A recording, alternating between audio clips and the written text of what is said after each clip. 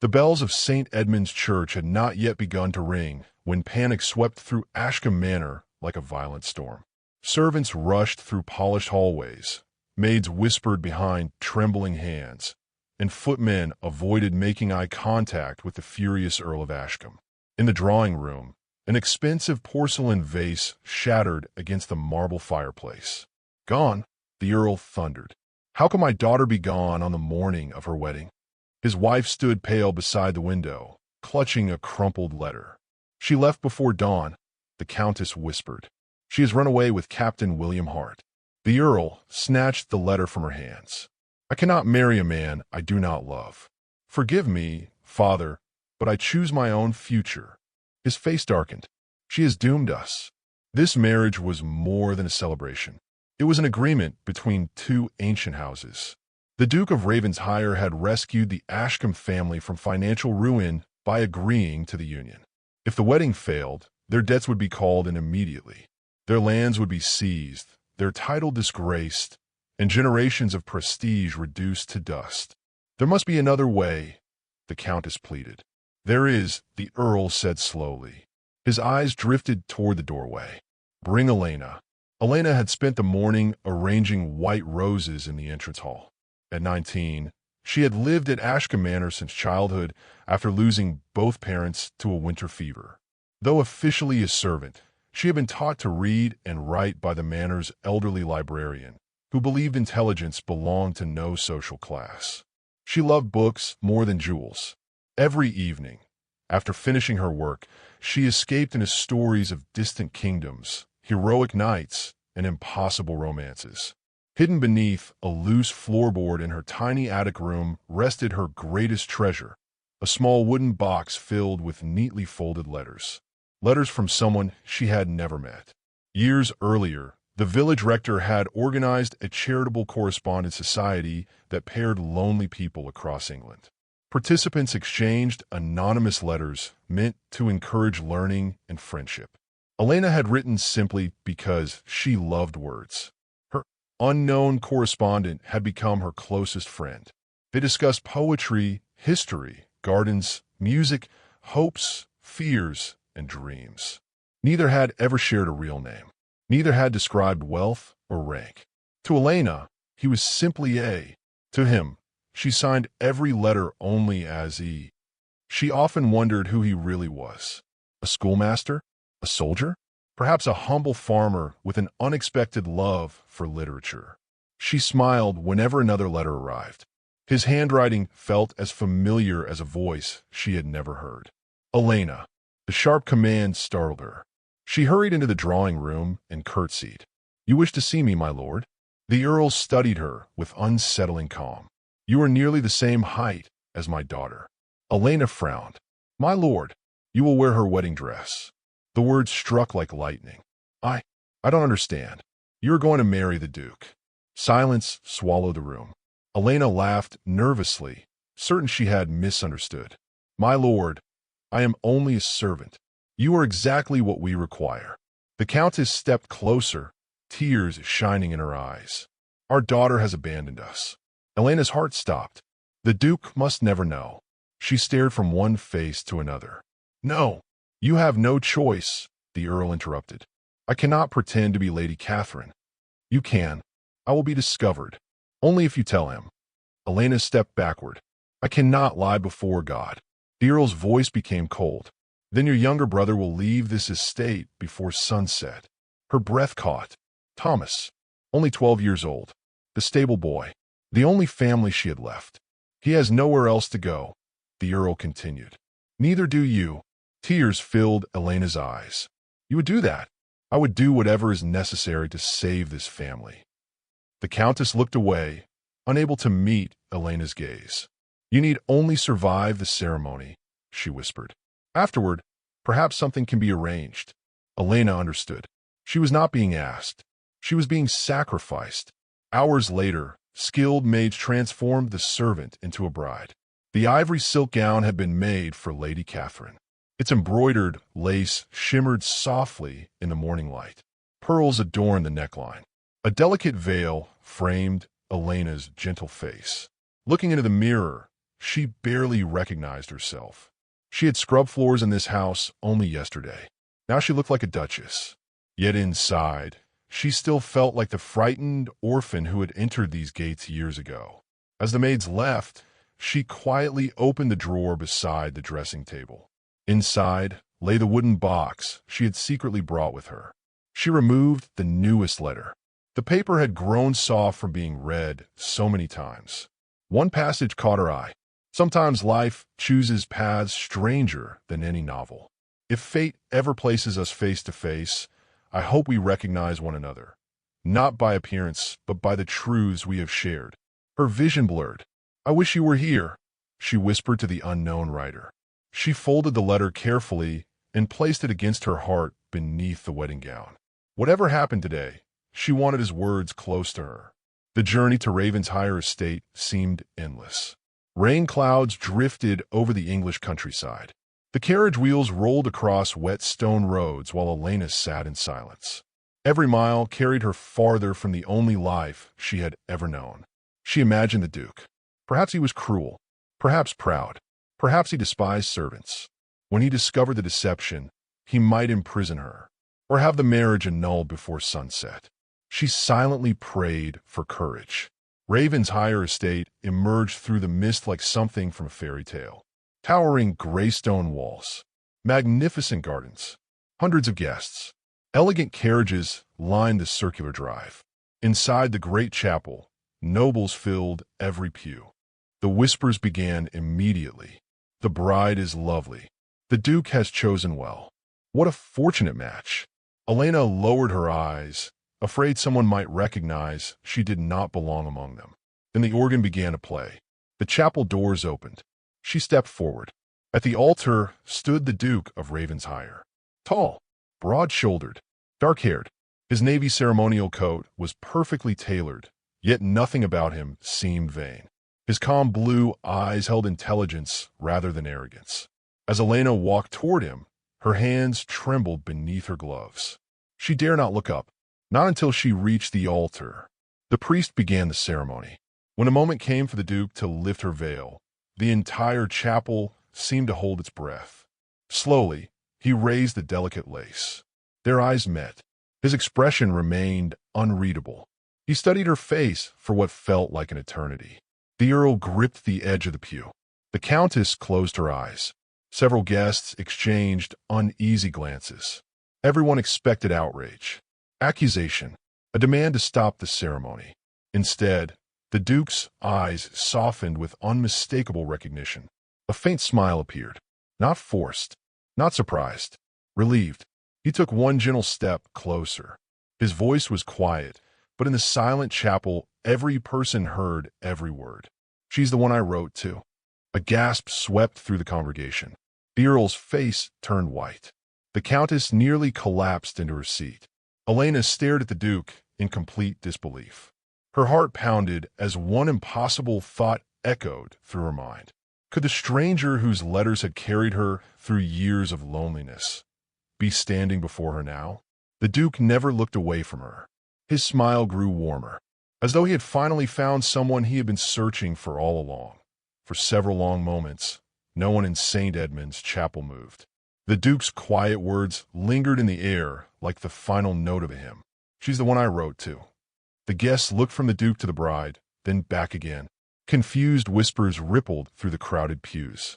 Some believed it was a joke. Others suspected a hidden scandal. Elena could barely breathe. Her gloved hands trembled as she searched the Duke's face. His calm blue eyes held the same warmth she had imagined while reading countless letters by candlelight. Suddenly, she noticed familiar details she had never expected to recognize. The thoughtful smile, the patient expression, and the small scar above his right eyebrow. Years ago, her mysterious correspondent had once written, "I earned a scar while trying to rescue a frightened foal that refused to cross a stream. The horse escaped unharmed, but I carried away a reminder that courage often looks foolish at first." She had smiled at that story dozens of times. Now the scar stood before her. Real. The Duke gently took her shaking hand. "You kept the letters," he whispered. Her eyes widened. "The last one is hidden close to your heart." Instinctively, Elena touched the place beneath her gown where she had tucked the folded paper. Only the true author could have guessed why she held it so dearly. Tears gathered in her eyes. Before she could answer, the Earl of Ashcombe stepped forward. "Your Grace," he interrupted with a strained smile, "surely this is not the proper time for riddles. The ceremony should continue." The Duke slowly turned toward him. His expression remained polite, but the warmth disappeared from his face. "I agree," he replied. "But first, I would like to know why the woman standing beside me appears terrified." The chapel fell silent once more. The Earl forced a laugh. "Wedding nerves? Nothing more." "No." The Duke's voice remained calm. "I have exchanged letters with this woman for nearly 5 years. She has always spoken honestly, even when honesty was difficult. Fear does not cloud her eyes without reason." He looked back at Elena. "Tell me the truth." His words carried no anger, only trust. For the first time that day, someone had given Elena permission to speak. She lowered her head. "I was never meant to be your bride." Gasps echoed through the chapel. The Countess began quietly weeping. The Earl's face burned with rage. "You foolish girl." The Duke lifted one hand, silencing him before another word could leave his mouth. Elena swallowed hard. Lady Catherine ran away before dawn. She forced herself to continue. "They ordered me to wear a dress. My brother would have been cast into the streets if I refused. I never wished to deceive you." She could no longer hold back her tears. "I am only a servant." For several seconds, the Duke said nothing. His gaze shifted toward the Earl.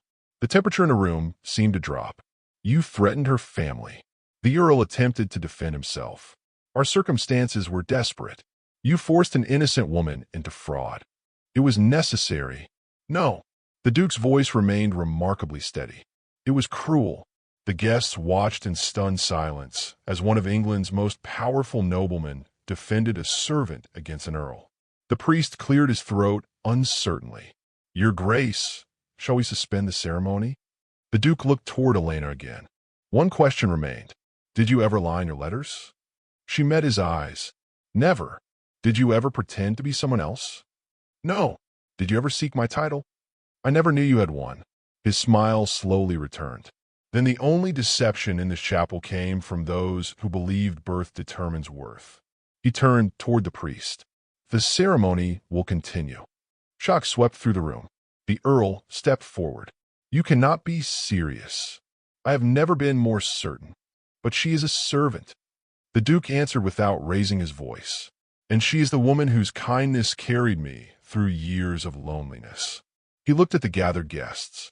"She never knew my name. She admired ideas instead of wealth. She challenged my opinions. She comforted me after my father's death. She reminded me that compassion is the greatest measure of character." His eyes returned to Elena.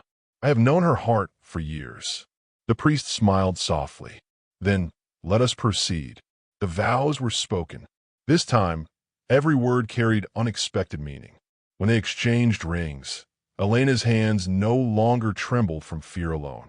Hope had quietly entered where despair had lived only an hour before. As the ceremony concluded, the guests remained too astonished to applaud. Some watched with admiration, others with disbelief, a few with open disapproval. But the marriage was complete. Elena Ashcombe no longer existed. She had become the Duchess of Regency-era. Later that afternoon, the Duke escorted Elena through the vast halls of Regency-era Manor. Sunlight poured through towering windows, painting golden patterns across polished floors. "I owe you an apology," he said. She looked at him in surprise. "You owe me nothing. I should have realized sooner." "Realized what?" "That the woman who wrote with such humility could never have belonged to the family I was asked to marry into." Elena gave a nervous laugh. "I feared you would hate me. I could never hate the person who once spent 4 pages convincing me that planting apple trees was an act of faith." She laughed again, this time genuinely. "You remembered that?" "I remember every letter." He opened the door to an elegant library. Shelves stretched from floor to ceiling. Thousands of books surrounded them. At the center of the room stood a polished oak desk. Upon it rested a familiar wooden box tied with a faded blue ribbon. Elena stopped walking. "My letters. I kept every one." He carefully untied the ribbon. Inside were neatly arranged bundles, each marked with the year it had arrived. I often reread them after difficult meetings or lonely evenings. He smiled. You became my wisest advisor without ever knowing my name. Elena reached for one of the bundles with trembling fingers. I thought I was only writing to a stranger. You were writing to the man who would someday become your husband. Their eyes met. For the first time since entering Regency-era, silence felt comforting rather than frightening. Yet peace would not last. A servant hurried into the library. Your Grace. What is it? There is a carriage approaching. Who has arrived? The servant hesitated. Lady Catherine. Elena's face lost its color. The Duke's expression hardened. And she is not alone. The Earl and Countess have returned with several family solicitors. The servant lowered his voice. They are demanding that today's marriage be declared invalid. Outside the library windows, carriage doors slammed. Angry voices echoed across the courtyard. The battle for the Duchess of Regency-era had only just begun. The heavy doors of Regency-era Manor swung open just as thunder rumbled across the afternoon sky. Lady Catherine swept into the entrance hall in a fashionable traveling gown, her chin lifted with practiced confidence. Behind her came the Earl and Countess of Ashcombe, followed by two solemn-faced solicitors carrying leather document cases.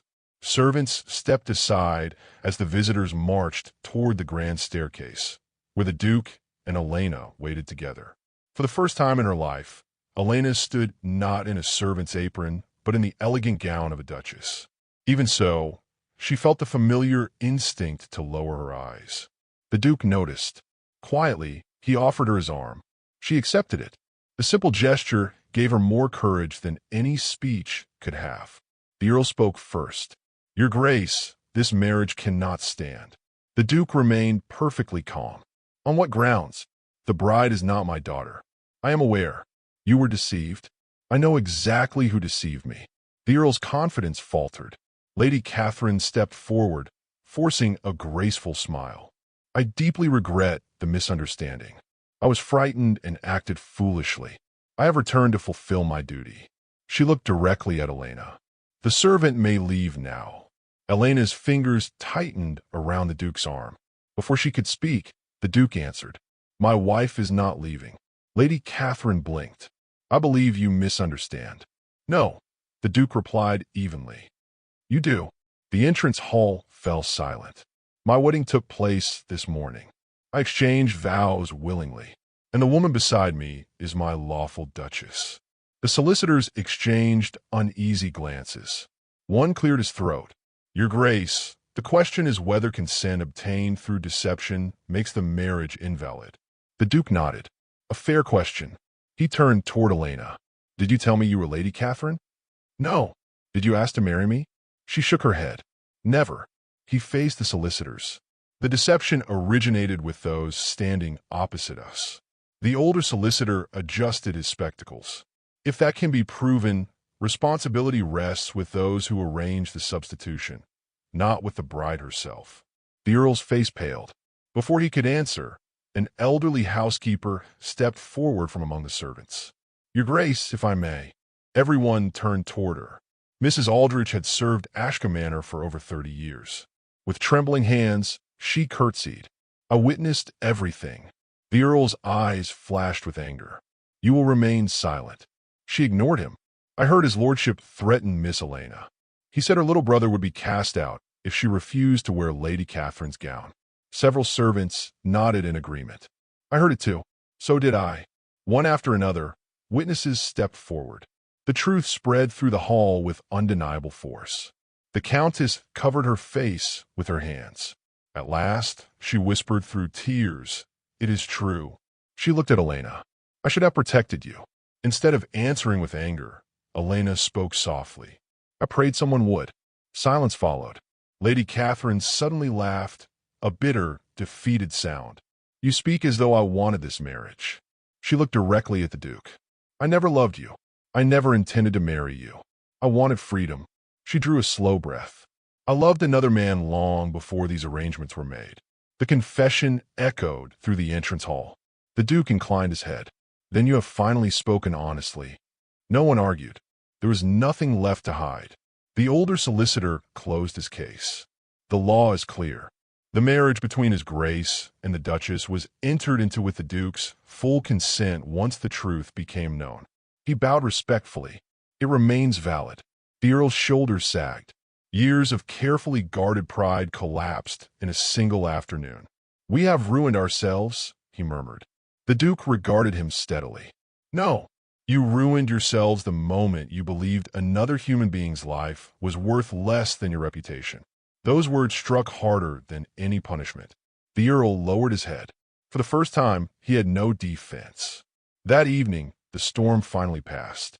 Soft golden sunlight washed across the gardens of Regency-era. Elena wandered among blooming white roses, trying to absorb everything that had happened. She had awakened as a servant. She had gone to church expecting disgrace. Now she was the Duchess of one of England's oldest estates. It felt impossible. Footsteps approached along the stone path. The Duke carried a familiar wooden box in his hands. He stopped beside her beneath a climbing rose arch. "I have something that belongs to you." She smiled gently. "Our letters. Our story." He handed her the box. Inside lay every letter she had ever written, carefully tied into bundles with blue ribbon. Beside them rested every letter he had sent. She touched the faded paper with reverence. "You kept them all. I can never throw away the words that gave me hope." He picked up the very first letter she had written years before. It began with one sentence. He read aloud. "I do not know your name, but perhaps kindness does not require introductions." He smiled. "I knew then that whoever wrote those words possessed extraordinary courage." Elena laughed softly through happy tears. "I nearly threw that letter into the fire because I feared it sounded foolish. I am grateful you didn't." They walked slowly toward a quiet stone bench overlooking the estate. Birdsong filled the evening air. The Duke looked across the fields. "When my father died, everyone expected me to become stronger." He paused. "But strength is a lonely companion." He turned toward her. "Then your letters began arriving. You reminded me to notice wildflowers after rain, to read poetry when burdens became too heavy, to believe that kindness was never weakness." He reached into his coat pocket. From it, he withdrew the final unopened letter he had intended to send before their wedding arrangements had been announced. "I never posted this one." Elena unfolded it carefully. The last lines blurred through tears. "If fate is kind, perhaps one day I shall meet the soul who has unknowingly become my dearest friend. Whether she is rich or poor, noble or ordinary, I hope only that she is exactly as honest as the woman whose letters I treasure." She looked up. "I never imagined that soul could be me." He gently took both her hands. "I thought I was searching for a suitable duchess." He smiled with quiet certainty. "But I was only searching for the woman who had already captured my heart." The bells of the estate chapel rang softly in the distance. Weeks turned into months. Under Elena's guidance, Regency-era established a village school where children of servants and laborers learned to read beside the children of tenants. A charitable library opened its doors, inspired by the conversations that had once crossed England in handwritten letters. The estate gardens flourished, becoming a place where anyone in need of comfort was welcomed without regard to rank. Many members of society who had doubted the Duchess gradually came to admire her grace, wisdom, and compassion. Those who judged by titles alone found themselves quietly outshone by a woman whose greatest inheritance had been a generous heart. One evening, as the sun dipped below the rolling hills and painted the sky with shades of rose and gold, Adrian and Elena strolled hand in hand through the blooming gardens. She carried the wooden box of letters beneath her arm, not as a reminder of loneliness, but as a testament to a love that had begun with honesty, survived deception, and blossomed into a lifetime of devotion. Long before a crown of pearls rested upon her head, before society called her Your Grace, she had been chosen for the qualities no title could bestow. And the Duke knew that the greatest blessing of his life had never been the bride promised to him by contract. It had been the servant girl who had won his heart, one letter at a time.